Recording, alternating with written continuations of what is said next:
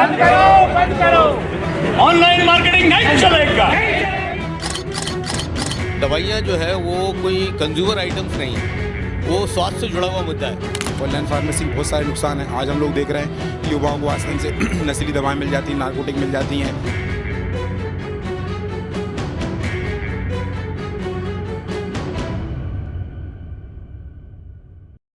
देश भर में ऑनलाइन दवाइयों की बिक्री को लेकर विरोध प्रदर्शन देखने को मिल रहा है। जो केमिस्ट यूनियन है उन्होंने अपने जो प्रतिष्ठान है यानी कि मेडिकल्स हैं उन्हें बंद किया है।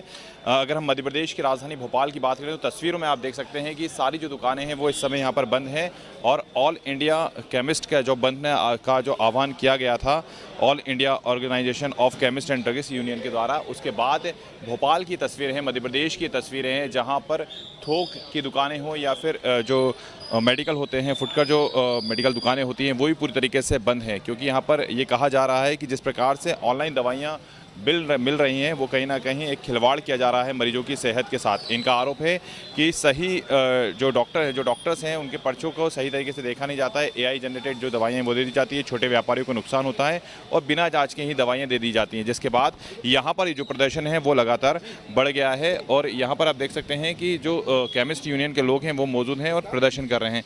क्या कहेंगे, कितना नुकसान होता है ऐसे में जब ऑनलाइन दवाइयाँ जाती हैं?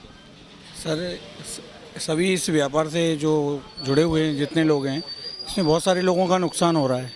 और नुकसान और फ़ायदे की तो बात नहीं है, जीवन रक्षा से रिलेटेड जो दवाइयाँ हैं, जो डुप्लीकेसी आ रही है मार्केट में, वो कहीं ना कहीं यहाँ ऑनलाइन के थ्रू ही आ रही है। आप जैसे देखते हैं कि अपन अमेज़ॉन और फ्लिपकार्ट वगैरह से ऑनलाइन प्रोडक्ट कोई भी बुलाते हैं और अपन स्टोर पे जाते हैं, वो चीज़ अलग होती है और ऑनलाइन की चीज़ अलग होती है। इसी तरह दवाइयों में तो ये लाइफ सेविंग ड्रग्स हैं, तो इससे तो खिलवाड़ बिल्कुल भी नहीं होना चाहिए। बिल्कुल, देखिए लाइफ सेविंग ड्रग्स हैं, इनसे खिलवाड़ बिल्कुल नहीं होना चाहिए। लेकिन ऑनलाइन में ये कहा जाता है कि थोड़ा डिस्काउंट मिल जाता है लोगों को, इस कारण ऑनलाइन जो दवाइयाँ हैं वो मंगवा ली जाती हैं। जैसा कि बताया भाई साहब ने कि स्टोर पर जब जाते हैं तो दवाइयाँ चेंज हो जाती हैं। क्या कहेंगे? डिस्काउंट जो मिलता है उसमें कई अनियमितताएं भी आ रही हैं, नकली दवाएं भी परोसी जा रही हैं, दवा चेंज कर दी जाती, बदल दी जाती है। तो ऐसी बहुत सारी चीज़ें जो अनियमितताएं जो हैं वो ऑनलाइन फार्मेसी के अंदर हैं, इसलिए वो डिस्काउंट देते हैं। और ऑनलाइन फार्मेसी को होम डिलीवरी का फार्मेसी एक्ट में कहीं पर भी कोई जिक्र नहीं है। फार्मेसी एक्ट में सिर्फ एक ही चीज़ है कि दवा जो है वो सिर्फ फार्मासिस्ट के माध्यम से ही दी जानी चाहिए। ऑनलाइन फार्मेसी के बहुत सारे नुकसान हैं। आज हम लोग देख रहे हैं कि युवाओं को आसानी से नशीली दवाएँ मिल जाती हैं, नारकोटिक मिल जाती हैं, युवतियों को जो है एबॉर्शन किट मिल जाती है। सब सारे नुकसान जो हैं वो ऑनलाइन फार्मेसी के माध्यम से ही हो रहे हैं। ऐसा लगता नहीं है कि जो दवा कंपनियां हैं अगर उन्हीं के द्वारा ये ऑनलाइन भेजी जा रही है तो उनको लेकर भी आप लोगों को कुछ एक्शन लेना चाहिए? नहीं, ये कंपनियों के माध्यम से नहीं भेजे जा रहे हैं। ये अलग प्लेटफॉर्म बनाने का प्रयास किया जा रहा है कुछ कॉर्पोरेट के द्वारा कि 4 लोग मिलकर ये काम कर अपनी मनमानी रेट से जो है दवाओं को सेल करें और दवाओं को दें, बदल कर दवाओं को दें। जैसे बाहर का ट्रेंड अमेरिका, ऑस्ट्रेलिया में 4-5 कंपनी मिलकर पूरा काम करती हैं, लेकिन ये गलत है। और इस तरीके कार होने पर हमारे प्रधानमंत्री जी भी इस बात को, हमारी बात को सुनेंगे, जो हमने 3 मांगे रखी हैं, और निश्चित रूप से इसका समाधान होगा। बिल्कुल। क्या लगता है अगला जो आपकी रणनीति रहेगी वो क्या रहने वाली है? अभी हमने एक दिन के लिए जो है संपूर्ण भारत बंद रखा हुआ है।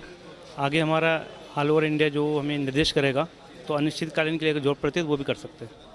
अच्छा, आप सभी ये बताएं कि जो दवा विक्रेता होते हैं, खासतौर पर अगर हम फुटकर व्यापारी की बात करें, क्योंकि आपके यहाँ से तो थोक में दुकान दवाइयाँ चली आती हैं, जो फुटकर व्यापारी होता है, जो छोटी छोटी मेडिकल स्टोर चलाता है, उसको कितना नुकसान झेलना पड़ता है? क्या चीज़ का नुकसान?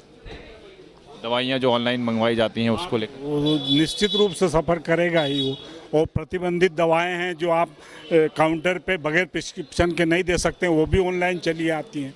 उससे भी समाज में उसका दुष्प्रभाव पड़ रहा है, किसी का कुछ खराब हो रहा है, किसी को कुछ नुकसान हो रहा है।